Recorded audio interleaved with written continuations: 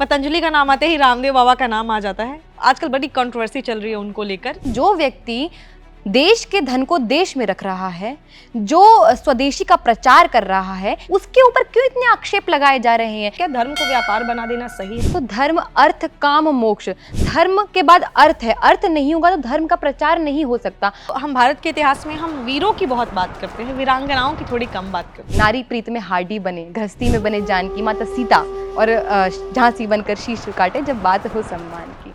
2-3 महान बाबा लोग हैं हमारे देश के, उन लोगों ने बोला है कि महिला गायत्री मंत्र नहीं पढ़ सकती। तो आप उनसे ये प्रश्न कर सकते हैं कि ऐसा गायत्री मंत्र में क्या लिखा? ऋषि मुनियों के विज्ञान के बारे में बताइए। आपने प्रयास भी नहीं करा ये जानने का कि 1200 वर्ष पहले ही हमारे भास्कर आचार्य जी इस बारे में बता चुके हैं, लॉ ऑफ ग्रेविटी के बारे में। हमारे वेदों में केवल एक शब्द से हमें पता लग जाता है कि पृथ्वी गोल है, भूगोल। नॉर्मल कॉलेजेस में जाने के बाद बहुत पैसे लगते हैं, लेकिन गुरुकुल की और नॉर्मल कॉलेज के में कितना डिफरेंस है? मैं खुद मिडिल क्लास फैमिली से हूँ और मेरी फैमिली अफोर्ड कर पा रही है और मेरी फैमिली ऐसे 2 बच्चों का और अफोर्ड कर सकती है। अगर गुरुकुल में बच्चा पढ़ेगा ना तो फिर राम कृष्ण निकलेंगे घर घर गली गली से, अर्जुन व कर्ण जैसे योद्धा रणस्थली से, भीष्म से ब्रह्मचारी और भीम महाबली से, गौतम कणाद जैमिनी ऋषिवर पतंजलि से। नमस्कार, मैं नेहा राजपूत आप सभी का एबीपी लाइव धर्मा लाइव पर स्वागत करती हूँ। आपके धर्म से जुड़े हुए बहुत सारे सवाल होते हैं और आप यही चाहते हैं कि हम उन सवालों का जवाब दें। हम क्या, कोई भी, आप चाहते हैं कि बस आपकी जिज्ञासा जो है वो शांत हो जाए, कहीं से आपको उसके जवाब मिले, और जवाब जो है वो होने चाहिए एकदम लॉजिकल और जिसके पीछे कोई साइंटिफिक रीज़न भी लगा हो, जो कहीं से रेफरेंस के द्वारा आपको दिया जाए, वो जवाब सही भी होंगे, ताकि जब हम लाइफ में कुछ जानकारी लेते हैं ना तो हम खुद तक नहीं रखते, उसके बाद हम 10 लोगों को और भी पास ऑन करते हैं। तो इसीलिए हम यही काम करते हैं कि जब भी आप कोई सवाल पूछते हैं तो आपके सवालों को हम शामिल करते हैं और उसका जवाब देने के लिए हम बुलाते हैं किसी एक्सपर्ट को। तो आज जो एक्सपर्ट हमारे साथ मौजूद हैं वो हैं मीनाक्षी जी। तो मीनाक्षी जी, बहुत बहुत स्वागत है आपका। बहुत सारे सवाल हैं जिसका जवाब देने के लिए आपको हमने आज बुलाया है। तो सबसे पहला जो सवाल था लोगों का, वो था कथावाचकों से जुड़ा हुआ, क्योंकि आजकल बहुत ही वीडियोस ट्रेंड हो रही हैं, बहुत सारी चीज़ें जो है वायरल हो रही हैं, लोग कथावाचन को एज अ करियर ले रहे हैं। तो मैं आपसे जानना चाहूँगी कि क्या धर्म से, जैसे जहाँ भी पैसा जुड़ जाता है वो व्यापार हो गया एक तरीके से, तो क्या धर्म को व्यापार बना देना सही है? कथावचन को एज अ करियर चुनना सही है या नहीं है? सबसे पहली बात तो कि व्यक्ति चुन कोई खराब चीज़ नहीं रहा है। अगर वो कथावाचक बन भी रहा है, उसको करियर भी देख रहा है, तो मैं नहीं मानती हूँ कि वो कुछ गलत कर रहा है सर्वप्रथम तो। और आप कहते हो कि धन लेकर व्यापार होता है, तो धर्म, अर्थ, काम, मोक्ष, धर्म के बाद अर्थ है। अर्थ नहीं होगा तो धर्म का प्रचार नहीं हो सकता। हमें ऐसा लगता है कि जो धर्म के जो धर्म के बारे में जो जानते हैं, धर्म की जो शिक्षाएं दे रहे हैं, अगर उनको अर्थ ना दिया जाए तो भी काम चल सकता है, लेकिन ऐसा नहीं होता है। जब तक पैसा नहीं होगा तब तक धर्म का काम नहीं हो सकता। जैसे हम लोग गुरुकुल खोलने का एक प्रयास कर रहे हैं, अब हम बोले लोगों से कि हमें धन की आवश्यकता है गुरुकुल खोलने के लिए, तो कहेंगे आप धर्म का काम कर रहे हो, ऐसी गुरुकुल खोलो, ऐसे तो नहीं खुलेगा गुरुकुल। धन की आवश्यकता तो है ही।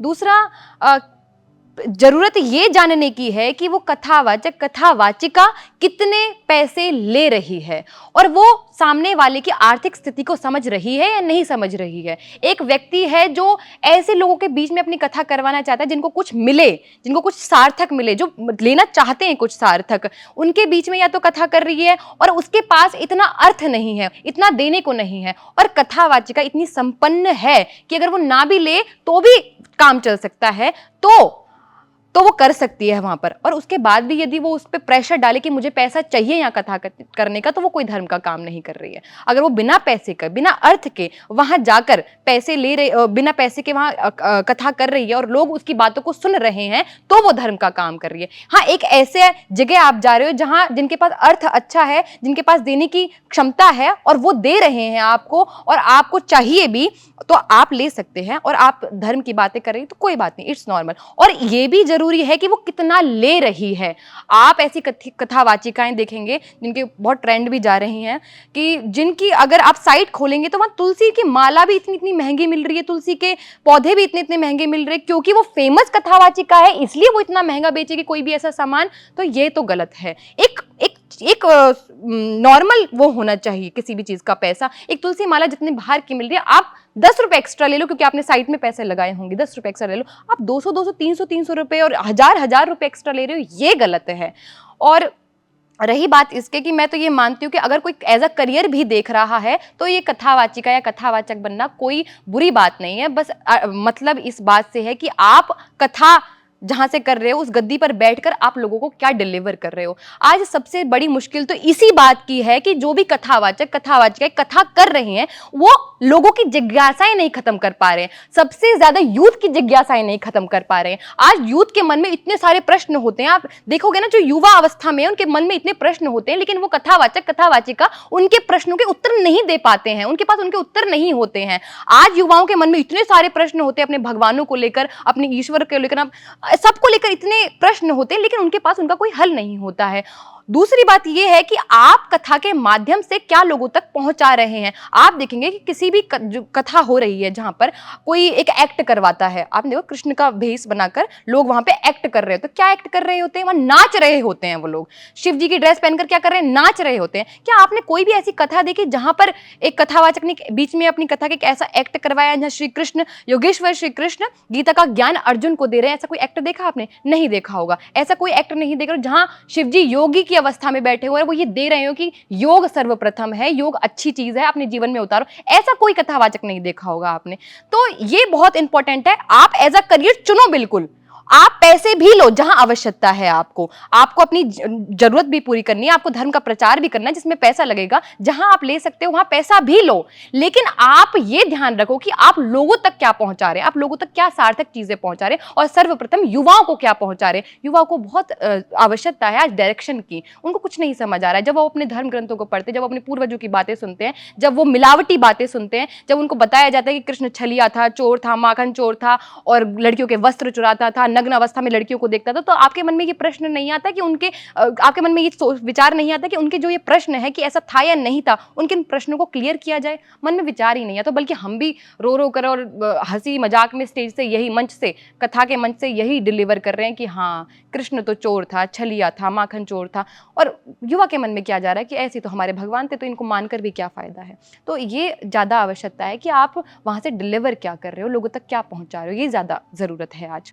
यानी कि दो चीजें ध्यान देनी चाहिए। करियर चुनना बुरी बात नहीं है, लेकिन दो चीजें कि पैसे के पीछे मत भागो बहुत ज्यादा। मतलब जितनी जरूरत है, क्योंकि हमने बहुत पहले हमने बहुत सारे लोगों से और भी बात की थी कथावाचकों से, तो उनका कहना था कि बहुत सारी जरूरतें होती हैं। जैसे कि वहाँ पे लोगों के लिए भंडारा किया जाता है, साउंड होता है, म्यूजिक होता है, आप उन सब के लिए लो, लेकिन जितना चार्ज लगता है उतना लो, एक्स्ट्रा नहीं। अगर आप संपन्न हो और फिर आप ऐसी कहीं जगह पर जा रहे हो जहां उन लोगों को आवश्यकता है उस ज्ञान की, और वो व्यक्ति देने के इतने सामर्थ्य नहीं रखता है कि वो आपको इतना पैसा दे पाए, तो आप वहां फ्री में भी जाओ। उन लोगों को दो वो नॉलेज, उन लोगों को बताओ उनके धर्म के बारे में, संस्कृति के बारे में, भगवानों के बारे में, वहां बताओ जाकर। ये जरूरत है आज। आपने एक बात बहुत सही कही, नॉलेज की। तो जैसे बहुत सारे कथावाचक कहते हैं कि जैसे हमें तो जितना सिखाया गया हम उतना ही, तो जरूरत तो उनको भी है कि वो पढ़ते रहें, अपने हमारे जानते रहें, वेदों को जाने, हमारे जो है ग्रंथों में क्या लिखा है उसको जाने, ताकि जब वो गद्दी पर बैठते हैं तो बहुत सारे लोग बैठकर सुनते हैं उनको, और सुनने के बाद अप्लाई भी करते हैं, मतलब अपने घर में भी उन चीजों को उतारते हैं। आप देखा होगा जो कथा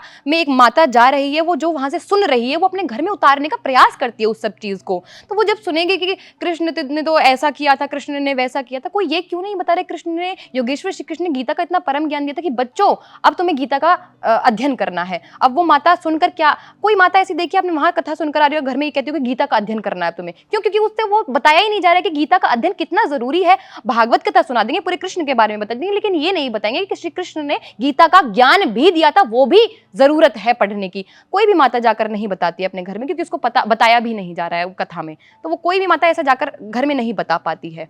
तो जरूरत तो ये है कि माता घर में जाए और कृष्ण, श्री कृष्ण की, योगेश्वर श्री कृष्ण की अच्छी अच्छी बातें अपने परिवार में जाकर बताए। और कुछ बातें तो माता बताना भी नहीं चाहती अपने परिवार में, कि कृष्ण छलिया था ऐसा बताएगी, कि कृष्ण चोर था ऐसा बताएंगी, कि कृष्ण लड़कियों को नग्न अवस्था में देखता था ऐसा बताएंगी, नहीं बता सकती।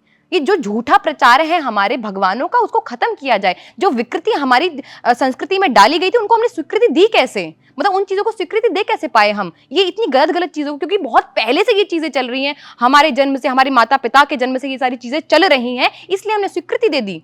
अरे विचार भी तो करो कि जो योगेश्वर श्री कृष्ण गीता का इतना परम ज्ञान दे सकते हैं और बता सकते हैं कि सात्विक, राजसिक और तामसिक कर्म कौन से होते हैं, वो खुद तामसिक कर्म करेंगे क्या? नहीं करेंगे ना। तो ये क्यों नहीं विचार करते हैं हम? क्या हम इन तीनों गुणों के बारे में, क्योंकि मीनाक्षी जी जो है गुरुकुल से पढ़ी हुई हैं, तो क्या हम राजसिक तामसिक के बारे में थोड़ा थोड़ा बताएं लोगों को कि क्या है? तामसिक कर्म तो वो होते हैं जैसे राजसिक और तामसिक और सात्विक जो कर्म है वो व्यक्ति का भोजन, उसकी दिनचर्या, ये सब निर्धारित करती है कि जैसा भोजन, ऐसा बोला ना, जैसा रहेगा अन्न वैसा रहेगा मन, जैसा रहेगा पानी वैसी रहेगी वाणी। तो इसलिए बोलते हैं ये कि जिस प्रकार का हम भोजन करते हैं, जिस प्रकार की हमारी दिनचर्या होती है, आप सुबह 8 बजे उठ रहे हो, आप गंदा संदा खा रहे हो, पैकेट फूड खा रहे हो, बासा खा रहे हो, सड़ा गला खा रहे हो, तो आप तामसिक बनोगे। और आपके विचार भी वैसे होंगे, आप गलत सोचोगे, गलत विचार आपके मन में आएंगे, आपकी प्राथमिकता, आपके विचारों की प्राथमिकता रहेगी गलत सोचने की, गलत जीवन में अप्लाई करने की, ये प्राथमिकता आपके जीवन में रहेगी। तो ये तामसिक कर्म है। मतलब जैसा आप खा रहे हो, जैसे आपके विचार हैं, निद्रा, आलस्य, झूठ बोलना, कपट करना, किसी का छलना, चोरी करनी, ये सारे तामसिक कर्म है। राजसिक कर्म होते किसी के ऊपर राज, इसको ऐसे ले सकते हैं, इसका तात्पर्य ऐसे निकाल सकते हैं कि किसी के ऊपर राज करने जैसा, जैसे कि कोई अपने आप में बहुत बाहुबली बनता है, स्ट्रांग बनता है, ये जहाँ से ना ऊर्जा का एक स्रोत है। मतलब ऐसा भी बोला जाता है, जो राजसिक जो कर्म करते हैं, मतलब तरीके से हम भी पूरे दिन में राजसिक, तामसिक और सात्विक कर्म तो करते हैं, लेकिन किसकी प्राथमिकता ज्यादा है हमारे पूरी दिनचर्या में, वो देखी जाती है। जैसे किसी की सात्विक होती है, किसी की तामसिक होती है और किसी की राजसिक होती है। अब राजसिक के बारे में मैं बात कर रही थी, तो राजसिक ऐसा व्यक्ति होगा जो ज्यादा मिर्च मसाले वाला तीखा भोजन करेगा, मछली, ये सब मुर्गा वुर्गा ऐसी चीजें खाएगा, तो उसके अंदर एक शक्ति का संचार होता रहेगा पूरा दिन, कुछ एक्टिविटी करने का मन करेगा उसको, और वो कुछ भी करेगा, उसके मन में कुछ, वो बैठ नहीं सकता है शांति से, उसके मन में हलचल चलती रहेगी, वो कुछ ना कुछ गलत करने के बारे में सोचेगा, खराब करने के बारे में सोचेगा। ये राजसिक व्यक्ति होगा। और सात्विक व्यक्ति रहेगा, आप देखोगे सात्विक व्यक्ति अपने आप ही समझ आ जाता है, जिसका आहार ऐसा होगा कि बिना ज्यादा मिर्च मसाले का सात्विक भोजन जिसको हम बोलते हैं, ऐसा रहेगा कि फ्रूट, जूस, और एक निर्धारित समय पे होगा उसका भोजन, कि सुबह कर लिया इतना, शाम को इतना करा, दोपहर में इतना करा। वो शांत व्यक्ति दिखेगा आपको, उसके विचार बहुत अच्छे लगेंगे, वो झूठ नहीं बोलता होगा, कपट नहीं करता होगा, ऐसा व्यक्ति होगा वो सात्विक हमारे। तो आपको राजसिक, तामसिक और सात्विक थोड़ा थोड़ा आपको आइडिया लगेगा, धीरे धीरे चीज़ें समझेंगे तो ज़रूर समझ जाएंगे। तो ये तो बात हो गई। जैसे मैंने कहा, आप गुरुकुल से, आप पतंजलि गुरुकुल से हैं। पतंजलि का नाम आते ही रामदेव बाबा का नाम आ जाता है। आजकल बड़ी कंट्रोवर्सी चल रही है उनको लेकर। मैं आपसे जानना चाहूँगी कितनी सच्चाई है उन बातों में, क्योंकि अभी तक जो है बहुत सारे लोगों को पहले तो विवाद नहीं पता, तो आप थोड़ा उस विवाद के बारे में बताइए, और क्या है, आपने बताया कि आप रिसर्च भी किया आपने उसके बारे में, तो वो सारी जानकारियाँ भी दीजिए। देखिए, सुप्रीम कोर्ट के द्वारा पहले एक याचिका वहाँ डाली गई थी कि बाबा जो हैं वो मिसलीड कर रहे हैं, अपने जो प्रोडक्ट्स हैं उनको लेकर लोगों के बीच में भ्रामक दावे कर रहे हैं कि जो नहीं है उनके प्रोडक्ट के बारे में वो लोगों तक पहुंचा रहे हैं। ठीक है, पहले डाली गई थी, तो बाबा ने उस पर ज़्यादा ध्यान नहीं दिया, उस याचिका पे। दोबारा उनको कोर्ट से फटकार लगी कि तुम मिसलीड कर रहे हो। प्रश्न मेरा ये है कि जो व्यक्ति देश के धन को देश में रख रहा है, जो स्वदेशी का प्रचार कर रहा है, जो आयुर्वेद का प्रचार कर रहा है, जो हमारे ऋषियों का इतना परम जो ज्ञान था, सुश्रुत, चरक, धन्वंतरी, भागवत जी, इनका जो ज्ञान था वो देश में प्रचार कर रहा है, प्रसार कर रहा है, उसके ऊपर क्यों इतने आक्षेप लगाए जा रहे हैं? एक ब्यूटी क्रीम है जो कह रही है कि 15 दिन में गोरे करके दिखा देंगे, फेयर एंड लवली नाम की, क्या वो 15 दिन में गोरे कर रही है? आप उसके ऊपर क्यों नहीं याचिका जाहिर करते हो? आप उसको क्यों नहीं कोर्ट में पेश होने के लिए बोलते हो? क्यों नहीं उसके मालिक को बोलते हो कोर्ट में पेश होने के लिए? एक ड्रिंक, एनर्जी ड्रिंक जो बोल दे कि एनर्जी आ जाएगी इसके बाद आप में, क्या एनर्जी आ जाती है उसको पीकर? नहीं आती है। इन सब पे क्यों नहीं बोला जाता है? क्यों नहीं इनके ऊपर बात करी जाती है? लेकिन एक जो व्यक्ति धर्म का काम कर रहा है, धर्म का काम कर रहा है, वो व्यक्ति अगर वो देश के पैसे को देश में रख रहा है, अगर वो अपने ऋषियों के ज्ञान को लोगों तक पहुंचा रहा है, तो वो धर्म का काम कर रहा है। आप उसके ऊपर ज्यादा क्यों आक्षेप लगाते हैं? क्यों उसको कोर्ट में पेश करने के लिए बोलते हैं? दूसरी बात ये है कि स्वामी रामदेव जी ने ऐसा कुछ गलत किया ही नहीं है। उनको बोला जा रहा है जो भ्रामक दावे कर रहे हैं। देखिए, जो हमारे आयुर्वेद का ज्ञान था, जो हमारे भागवत जी ने ज्ञान दिया था, जो हमारे सुश्रुतचरक धर्ममंत्री जी ने जो ज्ञान दिया था, उसमें जो दवाइयाँ हैं, आप मान लीजिए जैसे हम ग्लोए वटी खाते हैं, हम एलोवेरा की वटियाँ खाते हैं, हर जगह एलोवेरा और गिलोय नहीं मौजूद है। उन्होंने क्या प्रयास किया कि वो एलोवेरा और गिलोय को एक मेडिसिन के फॉर्म में बनाकर उन लोगों तक पहुंचा सके, ऐसा प्रयास किया था उन्होंने। आप देखेंगे कि इनके जागरण से, वो जागरण हुए, मतलब वो कभी जागृत हुए, उनके जागरण से ऐसी लहर आई लोगों के बीच में कि आज लोग अगर बीमार होते तो ये सोचते हैं कि गिलोय की डंडी उबाल कर पी लेते हैं। आज लोग बीमार होते तो कहते तुलसी उबाल कर पी लेते हैं, अदरक का काढ़ा पी लेते हैं। ये विचार लोगों के मन में लाने वाले स्वामी रामदेव थे। योग का नाम लेते ही स्वामी रामदेव का नाम आ रहा, और उस व्यक्ति ने कभी अपने नाम पर अपनी संस्था का नाम नहीं रखा। एक महान ऋषि रहे महर्षि पतंजलि, योग और शास्त्र का हमें ज्ञान देने वाले हमारे ऐसे दार्शनिक व्यक्ति रहे महर्षि पतंजलि, उनके नाम पर रखा। अगर उनको इतना ही स्वार्थ होता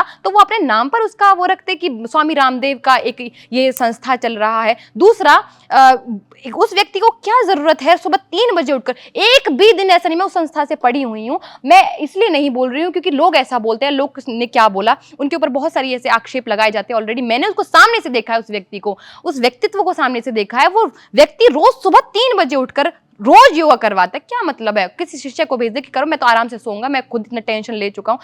इस दौरान भी जहां ये कोर्ट का ये सब कुछ चल रहा है, इस दौरान भी रोज सुबह 3 बजे उठते हैं और योग करवाते हैं बिना किसी चीज को ध्यान में रखे हुए। सिर्फ टारगेट करने वाली बात है और कुछ बात नहीं है इसमें। लेकिन अगर सुप्रीम कोर्ट कुछ कह रही है तो उसके पीछे कुछ तो होगा कि जिसकी वजह से वो इस बात को उठा रही है। बिल्कुल ठीक बात है, ये तो कहा जा सकता है, लेकिन होंगी भी कुछ प्रोडक्ट्स मेरे को भी नहीं ऐसे लगते हैं कि ठीक हैं, जैसे इसमें दोनों तरह की बातें हैं। लेकिन ज़्यादा टारगेट सिर्फ इसलिए किया जा रहा है, ज़्यादा टारगेट उनके द्वारा किया जा रहा है जो नहीं चाहते हैं कि स्वामी रामदेव या तो आगे बढ़े या हमारी संस्कृति या हमारा जो ऋषि ज्ञान है वो आगे बढ़े। हाँ, मैं मानती हूँ कि आपने जैसा ठीक बोला कि कुछ चीज़ें, हर किसी से त्रुटियाँ होती हैं और हर किसी से गलतियाँ होती हैं। यदि कुछ हो भी गया है, यदि किसी चीज़ पे कुछ गलत हो भी गया है, किसी प्रोडक्ट में कुछ मिलावट है, कुछ भी हुआ है, उसकी माफ़ी मांग लेना इतना बहुत है। लेकिन इतना कड़ी सज़ा देना, इतना जुर्माना लगाना, ये गलत बात है। और बार बार टारगेट एक ही व्यक्ति को करना, ये गलत बात है। मुझे लगता है कि अगर जैसे आपने कहा कि हर किसी में त्रुटियां होती हैं, बहुत ही सही बात कही।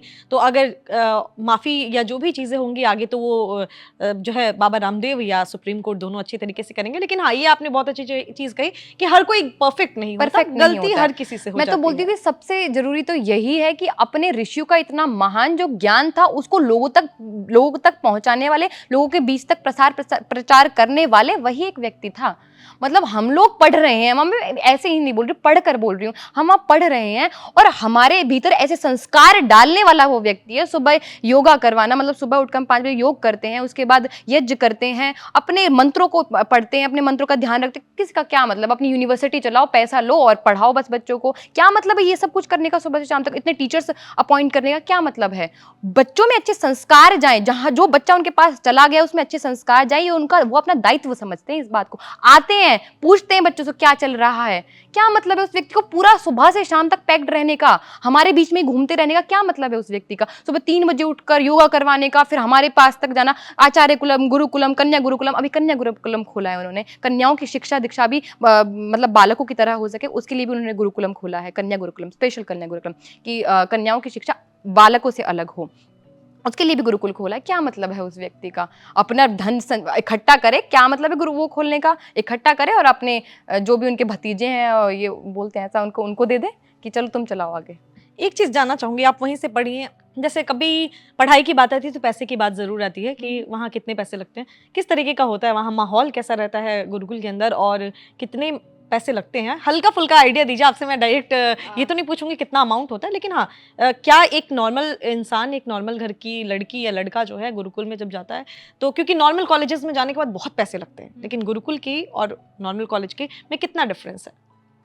सर्वप्रथम तो यदि इंसान का निर्माण करना है, व्यक्ति का निर्माण आज के परिप्रेक्ष्य में देखें तो बहुत मुश्किल है निर्माण करना, एक व्यक्ति का निर्माण करना। अगर निर्माण में थोड़े बहुत पैसे लग भी रहे हैं तो इतना कोई बड़ी बात नहीं है। लेकिन मैं ये बात कहूँगी कि मैं खुद मिडिल क्लास फैमिली से हूँ और मेरी फैमिली अफोर्ड कर पा रही है, और मेरी फैमिली ऐसे 2 बच्चों का और अफोर्ड कर सकती है, इतना पैसा वो लेते हैं। रही बात जो वो पैसा ले रहे हैं, मैं जहाँ पढ़ी हूँ मुझे लगता है वो वर्थ इट है।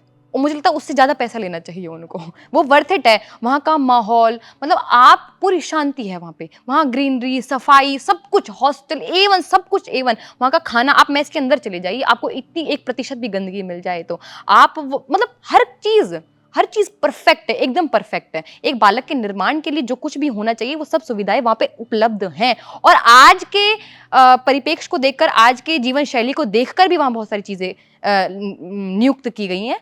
जैसे एक मॉडर्न गुरुकुल होता है ना, कि अपनी प्राचीन शिक्षा के साथ साथ अपनी जो मॉडर्न शिक्षा है उसको भी बालकों को दिया जाए, ताकि बालक अपने आप को पिछड़ा हुआ ना समझे, वो भी वहाँ किया जा रहा है। बच्चों को सारे स्पोर्ट्स करवाए जाते हैं, वहाँ पे सारे स्पोर्ट्स करवाए जाते हैं, और उनके ऊपर भी एक एक टीचर लगा हुआ है।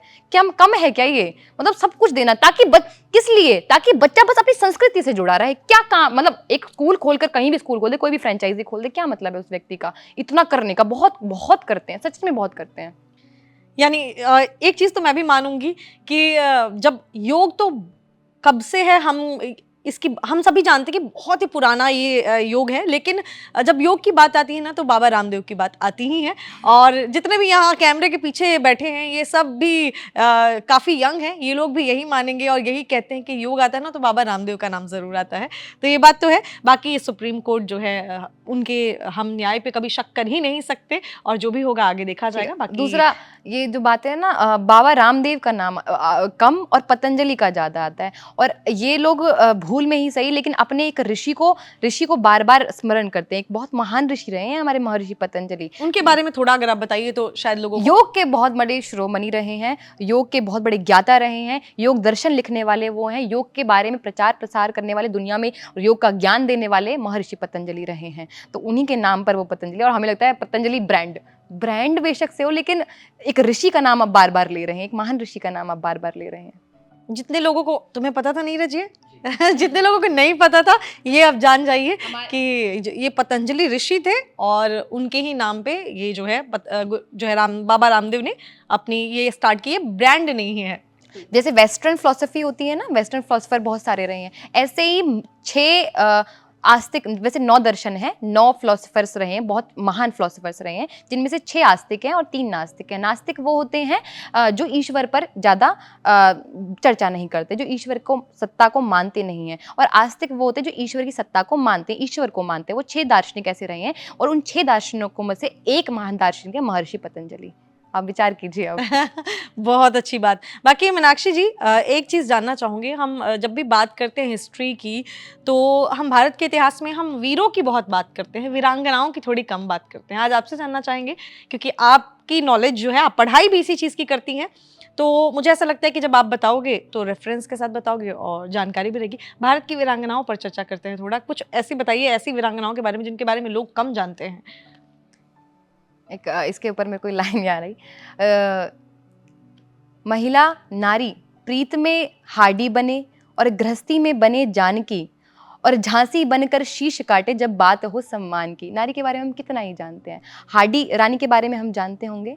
हाडी रानी एक ऐसी रानी रही जिन्होंने, क्योंकि उनका पति रणभूमि में था और वो वहाँ से बार बार विमुख हो रहा था अपने कर्तव्यों से, कि उनका जो ध्यान था अपनी स्त्री के पास ज़्यादा जा रहा था, रानी हाडी की तरफ ज़्यादा जा रहा था। उनके शरीर से, उनके चेहरे से वो बहुत प्रेम करते थे, है ना। तो बार बार वहाँ से विमुख हो रहे थे अपने कर्तव्यों से। तो पत्र लिखा हाडी रानी को, उन्होंने 2-3 बार उनको भेजा कि जाओ जाओ, तो वहाँ से पत्र लिखते हैं कि मुझे हाडी तुम्हारी याद आ रही है, तुम्हारा वो चेहरा मुझे बहुत याद आता है, ऐसा करके वो पत्र लिखते हैं हाडी रानी को। और हाडी रानी के पास जब वो पत्र आता है तो उसके जवाब में हाडी रानी क्या देती हैं, अपना शीश काट कर दे देती हैं कि ये लो, जिस चेहरे की आप इतनी प्रशंसा करते हैं, जिस चेहरे को आप इतना प्रेम करते हैं, ये लीजिए, आप ये ले लीजिए। और फिर उन प्रतापी राजा ने उस हाडी रानी के बालों को ऐसे करके उसकी माला बनाकर फिर युद्ध किया था। ये मैं बोल रही थी कि नारी प्रीत में हाडी बने, गृहस्थी में बने जानकी। माता सीता जैसी ग्रस्त कोई नहीं हो सकती, सच में कोई नहीं हो सकती है। और झांसी बनकर शीश काटे जब बात हो सम्मान की।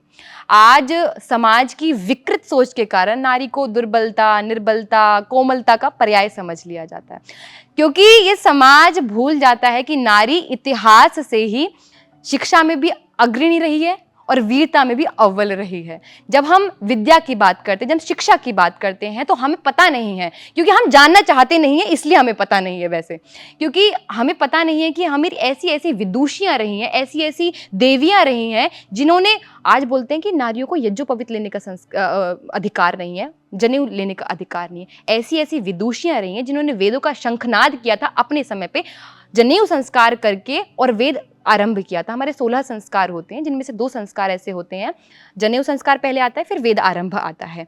तो नारी पहले मतलब 16 के 16 जो संस्कार होते हैं वो पुत्र के लिए भी होते हैं और पुत्री के लिए भी होते हैं। मैं एक चीज आपसे जानना चाहूंगी, जनेऊ की आपने बात की, अक्सर हम सभी ने देखा है लड़के ही जनेऊ पहनते हैं, हाँ। लड़कियों को जनेऊ पहनते नहीं इसके देखा बारे गया। में चलिए पहले इसके बारे में बात हाँ। कर लेते हैं। मैंने भी जनेऊ संस्कार लिया था, और जब मैंने जनेऊ संस्कार लिया था तो बहुत कंट्रोवर्सी होगी, तो बड़े बड़े कथावाचक अपनी गद्दियों से कह रहे कि एक महिला ने ऐसा किया, एक महिला ने ऐसा किया, और बल्कि थ्रेट कॉल्स भी मुझे आने लग गए कि ऐसी महिला को जीवित रहने का कोई आवश्यकता नहीं है, जो धर्म का दुष्प्रचार करे, जो धर्म को खराब करे, अपनी संस्कृति को खराब करे, ऐसी महिलाओं को जीवित रहने का कोई वो नहीं है। ऐसा भी हुआ था, लेकिन मैं उन संस्कारों के बारे में बात करना चाहती हूँ कि गर्भाधान संस्कार से लेकर अंत्येष्टि तक 16 संस्कार होते हैं, जो पुत्र के लिए भी होते हैं और पुत्री के लिए भी होते हैं, क्योंकि हमारे जैसे हमें लगा कि अच्छा इसको पुत्र के नाम कर देते और इसको पुत्री के नाम कर देते, ऐसा हमने अपने खुद ही विचार बना लिए। यदि ऐसा होता तो जो ऐसे बोला जाता हमारे वेदों में कि 6 संस्कार लड़कियों के, 10 संस्कार लड़कों के, ऐसे लिखा जाता, लेकिन क्या लिखा हुआ है, 16 के 16 संस्कार पुत्र अथवा पुत्री दोनों के हैं।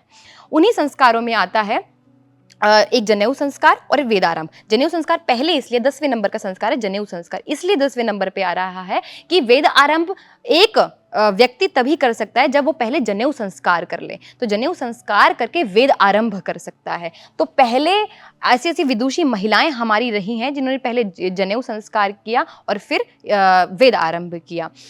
अपने अनुसार ऐसा कर लेते हैं कि जो नहीं, गर्भाधान संस्कार बिना स्त्री के नहीं हो सकता है तो स्त्री का संस्कार है, विवाह संस्कार बिना स्त्री के नहीं हो सकता है तो स्त्री का संस्कार है।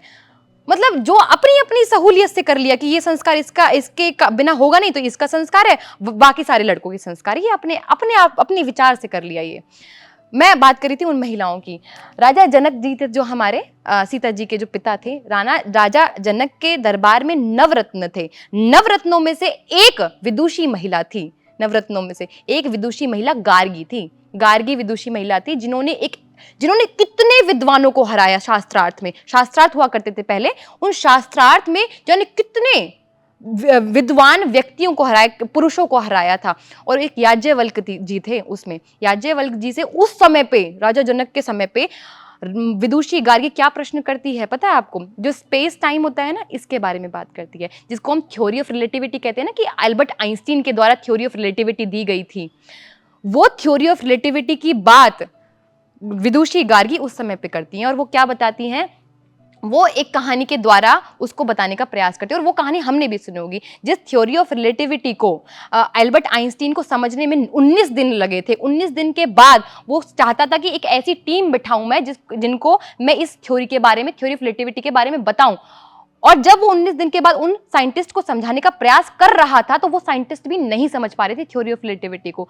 और उस थ्योरी ऑफ रिलेटिविटी को हमारी दादी नानी चुटकी में बता दिया करती थी। कैसे बता दिया करती थी?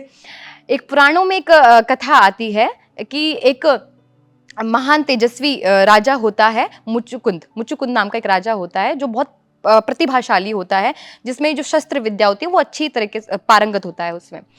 तो इंद्रदेव आते हैं नीचे, ऊपर देवताओं का और असुरों का युद्ध चलता है। इंद्रदेव नीचे आते हैं और मुचुकुंद राजा से कहते हैं कि आपको हमारे साथ चलना होगा और असुरों को परास्त करने में हमारी सहायता करनी होगी। तो मुचुकुंद राजा जाते हैं, युद्ध चलता है, 1 वर्ष तक युद्ध चलता है। और 1 वर्ष के बाद मुचुकुंद राजा कहते हैं कि अब मुझे आज्ञा दीजिए, मुझे नीचे जाना है, मेरी वहाँ परिवार वेट कर रहा है। तो इंद्रदेव कहते हैं कि माफ़ी चाहेंगे हम, अब यहाँ तो 1 वर्ष हुआ है, लेकिन नीचे तो जाने कितने वर्ष बीत गए हैं, नीचे तो आपको कोई पहचानेगा भी नहीं, आपके पोत्र उनके भी परिवार चल रहे हैं आज तो नीचे जाने का आपका कोई फायदा नहीं है, ऐसा इंद्रदेव बोलते हैं। ये थ्योरी ऑफ रिलेटिविटी। इससे क्या है कि उन्होंने कैसे समझाया, और आइंस्टीन ने कैसे समझाने का प्रयास किया, तो उसने कहा था कि देखो, जब हम इस स्पेस के 9-10 चक्कर लगाएंगे 9-10 वर्ष में, और 9-10 वर्ष के बाद जब हम नीचे आएंगे तो हमारी आयु उतनी ही रहेगी जितनी पहले थी। ये इस प्रकार से उसने समझाया था। और इस थ्योरी के बारे में, थ्योरी ऑफ रिलेटिविटी के बारे में विदुषी गार्गी याज्ञवल्क्य से तब प्रश्न करती है, उस समय पे सीता जी और राम जी के युग में प्रश्न करती है। तो सोचिए हमारा विज्ञान तो कब से था, है ना। अब विदुषियों के बारे में बात करते हैं। ऐसी हमारी और भी महान विदुषियां रही हैं, हमें उनके बारे में पढ़ना चाहिए। सबके बारे में मैं विस्तार से बता नहीं सकती हूँ। अपाला, घोषा, मैत्रेयी, गार्गी, ये सब ऐसी विदुषियां रही हैं जिन्होंने यज्ञोपवीत करके वेद की ज्योति को दिव्य मान रखा था, सबको बताया था। और एक ऐसी ही बहुत बड़ी हमारी विदुषी माता रही, माता उभय भारती। उभय भारती जी ऐसी महिला रही जिन्होंने आदि गुरु शंकराचार्य जी के साथ शास्त्रार्थ किया था, उन्हें परास्त किया था शास्त्रार्थ में। ऐसी महिला रही थी। अब आप कहते हो कि महिलाओं को वेद पढ़ने का जनेऊ धारण करने की कोई आवश्यकता नहीं है, वेद पढ़ने की कोई आवश्यकता नहीं है। आप आज कहते हो, हम तो कब से पढ़ते हैं, हमें अपना इतिहास पता नहीं है। जब इन विधर्मियों ने, आक्रांताओं ने हमारे देश में आक्रमण किया, उस काल के बाद एक ऐसा काल चल गया था जब महिलाओं को पैर की जूती समझा जाने लगा, जब महिलाओं को कमजोर समझाने लगा, निर्बल समझा जाने लगा। ऐसा एक काल आया था और उसके बाद से ये काल चलता चला गया और हमने कभी प्रयास भी नहीं करा। आज मैं ये बात करती हूँ कि आज महिलाएं फ्रीडम के नाम पर किस किस चीज़ की बात करती हैं। वो फ्रीडम के नाम पर इस चीज़ की बात क्यों नहीं करती हैं किसी से कि हमें क्यों नहीं यज्ञोपवीत लेने का अधिकार है, हमें क्यों नहीं वेद मंत्र पढ़ने का अधिकार है। वो इस बात की बात क्यों नहीं करती हैं। हर अलग चीज़ में फ्रीडम चाहिए, इस चीज़ में फ्रीडम क्यों नहीं चाहिए महिलाओं को। एक कथावाचक कह देता है कि महिलाओं को गायत्री मंत्र पढ़ने का अधिकार नहीं है, कोई प्रश्न नहीं करता। वो जब अरे बाबा जी ठीक बोल रहे हो, आपने बोल दिया ठीक है हम नहीं पढ़ेंगे। आपने पढ़ने की आवश्यकता ही नहीं दिखाई कि उसको जरूरत है पढ़ने की। और क्या ऐसा लिखा है कि उस गायत्री मंत्र में जो हम नहीं पढ़ सकते, कभी आपने सोचा, विचार भी नहीं किया। क्या ऐसा लिखा गया कि गायत्री मंत्र, क्योंकि ये सवाल बहुत बार मैंने भी देखा है, रील देखते रहो तो आ जाता है। 2-3 महान बाबा लोग हैं हमारे देश के, उन लोगों ने बोला है कि महिला गायत्री मंत्र नहीं पढ़ सकती। तो आप उनसे ये प्रश्न कर सकते हैं कि ऐसा गायत्री मंत्र में क्या लिखा, और उनसे क्या प्रश्न करना है। जो भी ये विचार कर रहा है कि उन बाबाओं को सुनने के बाद कि नहीं करना चाहिए, तो आप खुद, इतना विवेक तो व्यक्ति में होना चाहिए और इतनी समझ तो होनी चाहिए। और मैं कहती हूँ कि आज के युवा ने और आज की पीढ़ी ने मानना पहले शुरू कर दिया, जानते बाद में है। पहले जानिए और फिर मानिए। जब कोई ऐसा बता रहा है, जब कोई ऐसा बोल रहा है, मैं मानती हूँ आपके पास इतना समय नहीं है कि आप अपने ग्रंथों को पढ़ सकते हैं, लेकिन अगर आपके सामने कोई ऐसी रील आ रही, कोई ऐसी शॉर्ट आ रही, कोई ऐसी वीडियो आ रही है, तो आप उसको सुनने के बाद गूगल पर जाइए और सर्च कीजिए क्या ऐसा है। तो आप सर्च करिए कि गायत्री मंत्र में ऐसा क्या लिखा। वो सिर्फ ऐसा करें कि परमपिता परमात्मा से ऐसा हम निवेदन कर रहे हैं, ऐसी हम प्रार्थना कर रहे हैं कि हमें सन्मार्ग की तरफ लेकर जाए। अब सन्मार्ग की तरफ जाने की केवल पुरुषों को आवश्यकता है, स्त्रियों को नहीं है क्या? सबको जाने का है, सबके जानना है ना सन्मार्ग की तरफ। हमारी बुद्धि को भ्रष्ट कर दीजिए, पुरुषों को आगे बढ़ा दीजिए, ऐसा तो नहीं लिखा होगा ना उसमें। अब और मैं कह रही हूँ मेरे पे विश्वास मत करो, आप जाओ और सर्च करो ना उस पे क्या लिखा हुआ है उसमें। यानी 2 चीजें, गायत्री मंत्र महिलाएं पढ़ सकती हैं, जनेऊ भी महिलाएं करा सकती हैं। 5 दे दीजिए होमवर्क। हम हमेशा अपने गेस्ट से बोलते हैं कि थोड़ा सा लोगों को जो वीडियो देख रहे हैं उनको होमवर्क देना चाहिए। तो आप जो हमने ये वीरांगनाओं की बात की है, 5 ऐसी वीरांगनाएं बता दीजिए इनको, ताकि ये पढ़ ले उनके बारे में। अगर आपको विद्या में किसी वीरांगना को जानना है तो पहले विदुषी महिलाओं को पढ़िए, अपाला, घोषा, मैत्रेयी, गार्गी, इन सबको पढ़िए। और भी हमारी विदुषी महिलाएं रही हैं, इनको पढ़िए। पहले जो 4 नाम बताए इनको पढ़ लीजिए। अगर वीरता में जाना है तो कितनी निर्भीक हमारी ऐसी माताएं रही हैं, कितनी ऐसी वीर वीरांगनाएं हमारी रही हैं जिनके बारे में अगर सुनोगे तो आंख में से आंसू आ जाए। आज महिलाएं पढ़ नहीं रही हैं, इसीलिए वो गलत दिशा की तरफ जा रही हैं। आज महिलाएं नहीं पढ़ रही हैं कि माता पन्नाधाई का क्या बलिदान रहा था, चिन्नम्मा की क्या वीरता रही थी, दुर्गावती का क्या शौर्य रहा था, किरण बाई सा, दुर्गावती, दुर्गा भाभी, इन सब के बारे में नहीं पढ़ रहे हैं हम। हमें नहीं पता। आज बोल देते हैं कि जौहर कायरता थी, बोल देते हैं जौहर कायरता थी। अरे अपनी उंगली को मोमबत्ती के ऊपर लगाकर तो देखो, तो समझ आएगा जौहर कायरता थी या वीरता थी। ऐसी निर्भीक माँ हमारी पद्मिनी रही थी। और हमें तो पद्मिनी का नाम भी नहीं पता, क्योंकि किसी ने पद्मावती उसका नाम रख दिया, तो हमें तो हाँ पद्मावती। आपको तो ये भी नहीं पता उनका असली नाम क्या था। अपनी देह को धधकती हुई अग्नि में सिर्फ इसलिए झोंक देना कि कोई विधर्मी आकर उनकी पतिव्रता जो उनकी देह है उसको छू तक ना पाए, इसलिए अपने आप को अग्नि में झोंक देना आसान बात नहीं है। झोंक कर देखिए, अपनी उंगली को एक बार लगा कर देखिए तवे पर, तो पता लगेगा कि जौहर कायरता थी या वीरता थी। ऐसी हमारी और भी बहुत सारी निर्भीक माँ रही है। और सबसे ज्यादा मैं प्रभावित एक ऐसी माँ से हूँ। आज मैं मानती हूँ कि छत्रपति शिवाजी, जो हम छत्रपति शिवाजी बोलते हैं, शिवाजी को इसलिए बोलते हैं क्योंकि माता जीजा उनके पीछे थी। माता जीजा थी, इसलिए छत्रपति शिवाजी हैं। और मैं एक बात बोलती हूँ कि यदि माता, हम बोलते हैं हमारे वेदों में लिखा हुआ है, हमारे ग्रंथों में लिखा है, माता निर्माता भवती, माता निर्माण करने वाली होती, निर्माता माता होती है। और इसलिए मैं बोलती हूँ कि अगर पहले माताओं का नाम पहले लगाया जाता था ना कि यशोदा नंदन कृष्ण, देवकी नंदन कृष्ण, कौशल्या नंदन राम, क्योंकि माता पहले निर्माता हुआ करती थी इसलिए लगाया जाता था। माताओं को निर्माण करने के लिए इस इतिहास को जानने की आवश्यकता है। माता जीजा ने ऐसा शौर्यवान इतिहास अपना देखा था, इसलिए छत्रपति शिवाजी को खड़ा कर पाई। और अगर हर घर में ऐसी माता जीजा हो जाए तो हर घर से छत्रपति शिवाजी महाराज निकलेंगे। तो ये आवश्यकता है अपने इतिहास को पढ़ने की, और सबसे ज्यादा महिलाओं को पढ़ने की। बोलते ना महिलाओं को पढ़ने की कोई आवश्यकता नहीं, महिलाओं को ज्यादा पढ़ने की आवश्यकता है। महिलाएं पढ़ेंगी तो अपने घर में वैसे संस्कार डालेंगी, अपने घर में ऐसा माहौल क्रिएट करेंगी। अगर महिलाएं पढ़ेंगी तो अपनी बेटियों को बताएंगी, ताकि कोई बेटी फिर अब्दुल के चंगुल में ना आए और फ्रिज में कटी हुई न रखी जाए। ऐसा जरूरी है। तो इसीलिए ऐसे इतिहास को पढ़ने की आवश्यकता है। तो मैं कहती हूं पहले आप इतिहास को पढ़िए, अपनी बेटियों को बताइए, अपनी बहनों को बताइए, अपने घर में वैसा माहौल क्रिएट कीजिए। तो ये बहुत आवश्यकता है। तो होमवर्क आपको मिल गया है, नाम मिल गए हैं, उस पर पढ़िएगा जरूर। और देखा जाए तो अभी धीरे धीरे जो है बदलाव तो आ ही रहा है, महिलाएं अब आगे बढ़ रही हैं। हाँ, लेकिन वही है कि आप अपनी संस्कृति को भी जरूर जानिए, संस्कृति के बारे में भी पढ़िए। आप विज्ञान की बात कर रही थी, मैं जानना चाहूंगी हमारे ऋषि मुनियों के विज्ञान के बारे में। हम हमेशा जैसे हमने देखा है कि बहुत ही हमारे जो है हनुमान चालीसा में सूर्य के साथ दूरी बताई गई है, बहुत सारी चीजें हैं ऐसी, बहुत ही पुराना विज्ञान है ये। तो ऋषि मुनियों के विज्ञान के बारे में बताइए। इतनी जानकारी उनको थी, हम उनको ऋषि कहते हैं, आज के टाइम में उनको साइंटिस्ट कहा जाता है जो रिसर्च करते हैं। मैं तो एक पुस्तक पढ़ रही थी जिसका टाइटल ये था हमारे महान ऋषि वैज्ञानिक, जिसका टाइटल ये था। और मैं उनमें वैज्ञानिकों के बारे में मैं पढ़ रही थी। और जब मैं पढ़ रही थी तो उस दौरान मुझे ये लग रहा था कि हम क्या पढ़ रहे थे आज तक, हमने क्या पढ़ा है, हमने किसके बारे में जाना है, ये कौन थे ये लोग। अब कोई लॉजिकल बात हुई कि किसी के ऊपर सेब गिरा, उसके दिमाग में सारी कैलकुलेशन हो गई, मैं अपने ऊपर पत्थर डाली थी, अगर सारी कैलकुलेशन ऐसे हो जाती तो दिमाग में, ऐसा कुछ नहीं होता है। आपने विचार ही नहीं किया ऐसी कैलकुलेशन कभी होगी। किसी न्यूटन नाम के एक व्यक्ति ने कह दिया कि ग्रेविटेशनल लॉ ये है, आपने प्रयास भी नहीं करा ये जानने के कि 1200 वर्ष पहले ही हमारे भास्कर आचार्य जी इस बारे में बता चुके हैं। किसके बारे में? लॉ ऑफ ग्रेविटी के बारे में। वो बताते हैं कि इस पृथ्वी में एक ऐसा गुरुत्व है, यदि हम गेंद को ऊपर फेंकते हैं तो ये पृथ्वी अपनी तरफ उस गेंद को खींचेगी। पृथ्वी में गुरुत्व है और उसका नाम उन्होंने गुरुत्वाकर्षण रखा। उन्होंने कहा था ये बल जो है ना, इसका नाम गुरुत्वाकर्षण है। ये महर्षि भास्कर आचार्य जी बहुत पहले बता चुके थे। और उससे पहले जी महर्षि कणाद जो जिनके मैं 6 दर्शनों के बारे में बात करी थी, उनमें एक महर्षि कणाद का दर्शन भी है। वैशेषिक दर्शन में वो पहले ही ग्रेविटेशन लॉ के बारे में बता चुके थे, अणु परमाणु के बारे में बता चुके थे। हमें लगता है कि एटम थ्योरी जो है वो डल्टन की थ्योरी है, वो महर्षि कणाद की थ्योरी है। एटम जो थ्योरी ना, वो महर्षि कणाद की थ्योरी है। महर्षि कणाद ने एटम और मॉलिक्यूल्स के बारे में बताया। वो कहते हैं कि जो भौतिक संसार है ना, ये भौतिक संसार जो है हमारा, वो छोटे छोटे अणुओं के संघनन से बना हुआ है, यानी जुड़ाव से बना हुआ। छोटे छोटे अणु हैं, उनके जुड़ाव से ये पूरा भौतिक संसार बना हुआ। कब बता दिया था उन्होंने? डाल्टन से, जो कितने लाख वर्ष पहले बता दिया था महर्षि कणाद ने ये। और एटम बम को हम बोलते हैं ओपनहाइमर की ये खोज है, एटम बम, ये भी महर्षि कणाद ने बताया था एटम बम के बारे में। महर्षि कणाद एटम और परमाणु के इतने ज्यादा दीवाने थे, और वो कहते हैं कि इस ज्ञान को एक ऐसे व्यक्ति के पास में पहुंचाना है इसके बाद जो इस ज्ञान का संरक्षण कर सके, इसका दुरुपयोग ना करे। अगर ये किसी विधर्मी के हाथ में पड़ गया तो इसका केवल और केवल दुरुपयोग होगा। और हम देख रहे हैं हिरोशिमा नागासाकी का हमारे पास उदाहरण है, जब वो विधर्मी के हाथ में पड़ा तो क्या विध्वंस हुआ था वहां पर, यह मेरे सामने है। वो इतने परमाणुवाद के दीवाने थे महर्षि कणाद।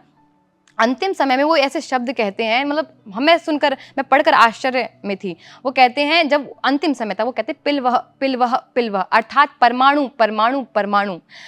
मतलब कोई व्यक्ति मरते समय भी ये बात कह रहा, और इसका अर्थ ये था, वो ये नहीं कहना चाहते थे कि परमाणु सबसे ऊपर है, वो कहना चाहते थे कि हर अणु, हर परमाणु में उस ईश्वर का वास है, वो ये कहना चाहते थे। ये हमारे महर्षि कणाद रहे।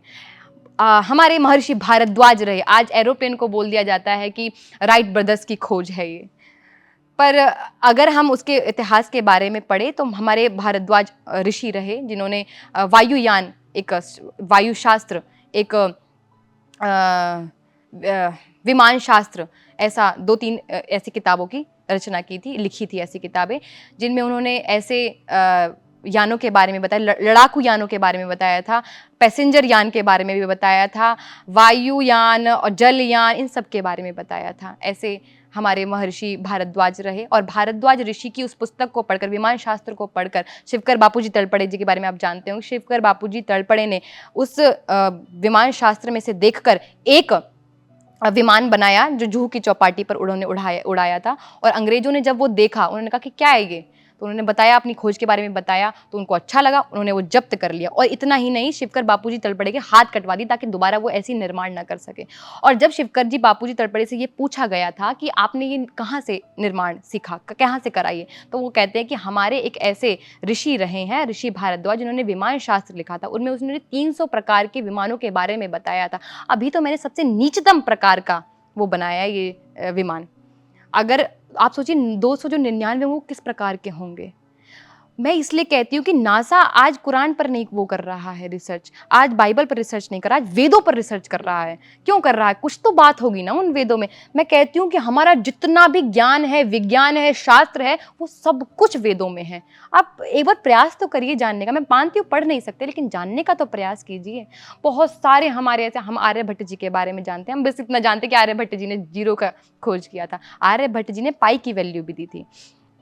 पाइथागोरस थ्योरम के बारे में हम जानते हैं, वो महर्षि बोधायन हमारे रहे। महर्षि बोधायन ने पाइथागोरस थ्योरम के बारे में पहले बता दिया था। बोधायन थ्योरी है वो, पाइथागोरस थ्योरम नहीं है वो।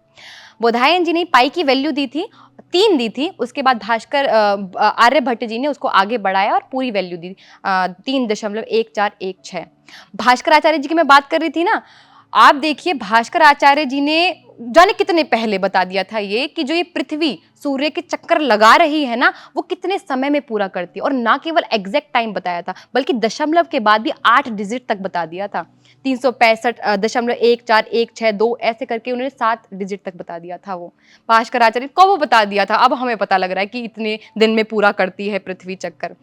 और मैंने पहले भी बताया था ये कि ये लोगों ने ना, क्योंकि बाइबल में लिखा हुआ है पृथ्वी चपटी है, कुरान में लिखा हुआ है पृथ्वी चपटी है। गैलीलियो ने बताया कि पृथ्वी गोल है, तो उसने कहा, उनसे कहा गया कि क्योंकि बाइबल में ऐसा लिखा हुआ है कि पृथ्वी चपटी है, तो ये आपको स्वीकार करना पड़ेगा। गैलीलियो से कहा, ये आपको स्वीकार करना पड़ेगा कि पृथ्वी चपटी है। उन्होंने कहा, मैं नहीं करूंगा, मुझे पता है कि पृथ्वी गोल है। और गैलीलियो ने कहाँ से पढ़ा था? गैलीलियो ने पत्र लिखकर छोड़कर गया कि मैंने ये पढ़ा कहाँ से? वेद से मैंने ये पढ़ा। मैं बताती हूँ कि उसने ना केवल ये पढ़ा, उसको कोई मंत्र वंत्र पढ़ने की आवश्यकता नहीं पड़ी होगी। हमारे वेदों में केवल एक शब्द से हमें पता लग जाता है कि पृथ्वी गोल है। भूगोल, भू यानी पृथ्वी, गोल यानी गोल। हमारे यूनेस्को मानता है कि संस्कृत बहुत प्राचीन भाषा है, सबसे प्राचीन भाषा संस्कृत है। और संस्कृत का एक शब्द ये बता देता है क्या, कि पृथ्वी गोल है। तो और उनको कब पता लगा था कि पृथ्वी गोल है? जब गैलीलियो को मृत्यु दंड दे दिया, उसके 1 वर्ष बाद जब उन्होंने अपोलो सैटेलाइट ऊपर भेजी, तो उनको पता लगा कि पृथ्वी गोल है। उनको तब ये चोर रहे हैं, डाकू रहे हैं, लुटेरे रहे हैं, इन्होंने सब कुछ चुरा लिया। हमारे ऋषि मुनि बेचारे ने विचार नहीं किया ऐसा कि कभी हमारे नाम को भी आगे फैलाया जाए। इन्होंने सिर्फ अपने नाम पर ध्यान दिया। अब कैसी कैसी ये चीजें बताते हैं कि सेब सर पे गिरा तो कैलकुलेशन हो गई, मतलब कुछ भी बता देते हैं ये। डाल्टन ने देखा कि ये कुछ पृथ्वी में जुड़ाव सा महसूस हो रहा है, एटम होगा पक्का, ऐसे पता लग जाता है एटम होगा, एटम मॉलिक्यूल होगा। बताते नहीं है, इन सब ने चोरी किया था, ये सब कुछ चोरी किया था। हमारे वेद के ऋषि मुनियों के विज्ञान के बारे में जितना आपने सुना, अगर जैसे बहुत सारे बच्चे जो ये देख रहे होंगे, लोग देख रहे होंगे, उनको भी इंटरेस्ट आए कि हाँ हमें वेदों को पढ़ना चाहिए, वेदों के बारे में, तो कहाँ से शुरुआत करें? वो शुरुआत करें, हमारे इंडियन फिलॉसफी के 3 पिलर्स हैं, भगवद गीता, उपनिषद और वेद।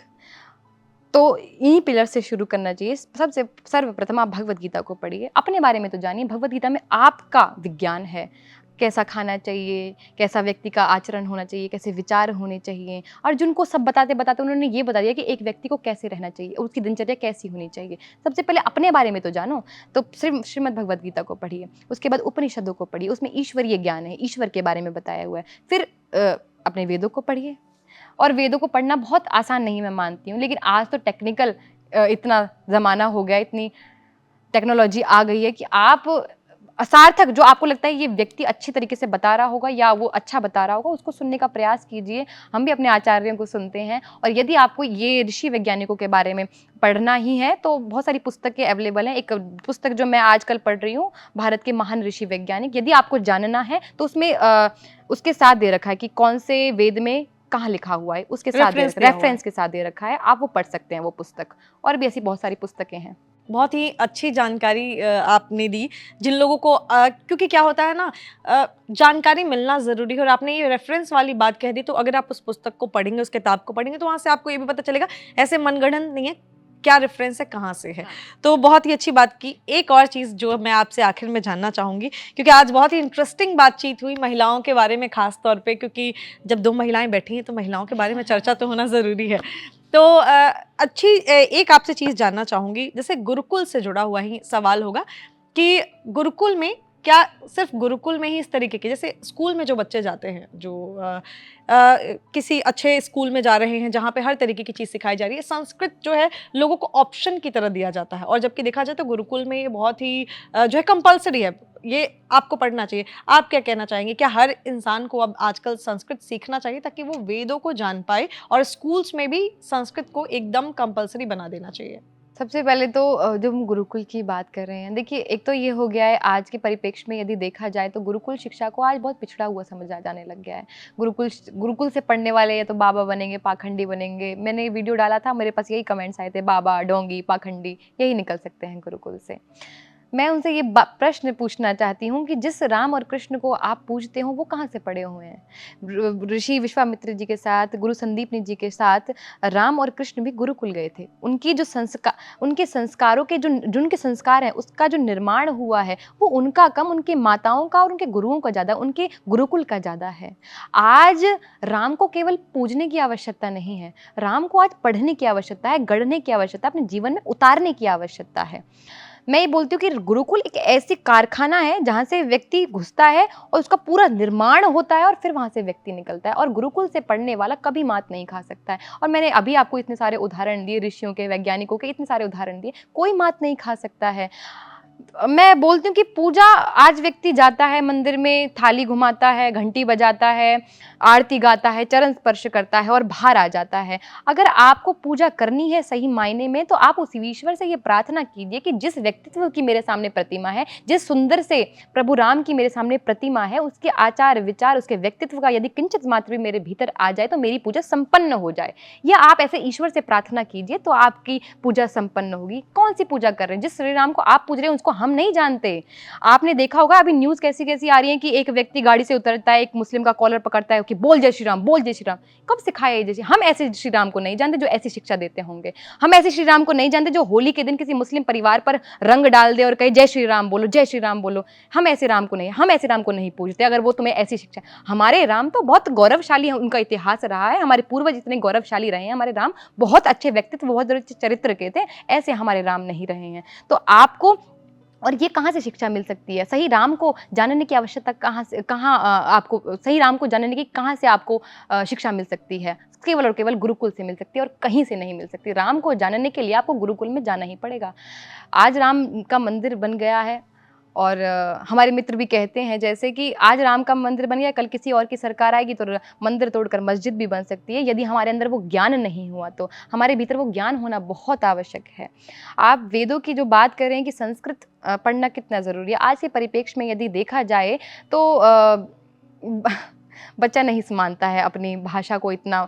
हिंदी कोई नहीं मानता है, वो संस्कृत को तो जब मानेगा। अब मैं ये मानती हूँ, मैं अपना, ये मेरा पर्सनल व्यू है, मैं ये मानती हूँ जिस प्रकार से उसको पढ़ना है ना, अपने इतिहास को, अपने वेदों को, अपने संस्कृति को, अपने ज्ञान को, अपने धर्म को, अपनी सनातन को, जिस प्रकार से वो जानना चाहता है उस प्रकार से जनवाइए। वो हिंदी में सुनना चाहता तो उसको हिंदी में बताइए, वो इंग्लिश में सुनना चाहता तो उसको इंग्लिश में भी बताइए। वो जिस प्रकार से, जिस भाषा में जानना चाहता है वो भाषा जान ले, बस वो जान ले। मैं तो ये चाहती हूँ कि बस वो जान ले किसी भी प्रकार से। इसलिए मैं कहती हूँ कि घर में से कम एक बच्चा तो गुरुकुल की तरफ जाना ही चाहिए, कम से कम एक बच्चा चाहिए। अगर गुरुकुल में बच्चा नहीं जा पा रहा तो अपने घर को गुरुकुल बना दीजिए, उसमें ऐसे व्यवहार, उसमें ऐसा वातावरण आप डाल दीजिए घर में कि बच्चा बैठकर गीता का पाठ कर रहा है। एक 3 साल का बच्चे जो मदरसे जा रहा है उसको पूरी आयतें याद है। क्या आपको नहीं लगता कि आपके बच्चे को कम से कम एक गीता का श्लोक तो आना चाहिए, 10 श्लोक तो आने चाहिए? ये तो पता होना चाहिए कि हमारे ऋषि मुनि कितने महान रहे होंगे, क्या विज्ञान रहा, क्या ज्ञान रहा, ये तो पता होना चाहिए। कैसे पता होगा?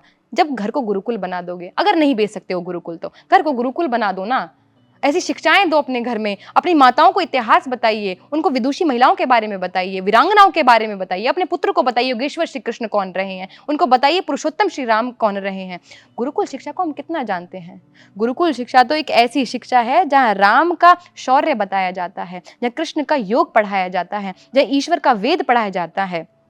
ऐसी शिक्षा ऋषियों का दर्शन पढ़ाया जाता है, जहाँ चरक, धन्वंतरि, सुश्रुत, बोधायन, इन सब का ज्ञान विज्ञान पढ़ाया जाता है। ये गुरुकुल शिक्षा है। और मैं बोलती हूँ इसलिए कि अगर गुरुकुल में बच्चा पढ़ेगा ना तो फिर राम कृष्ण निकलेंगे घर घर गली गली से, अर्जुन व कर्ण जैसे योद्धा रणस्थली से, भीष्म से ब्रह्मचारी और भीम महाबली से, गौतम कणाद जैमिनी ऋषिवर पतंजलि से।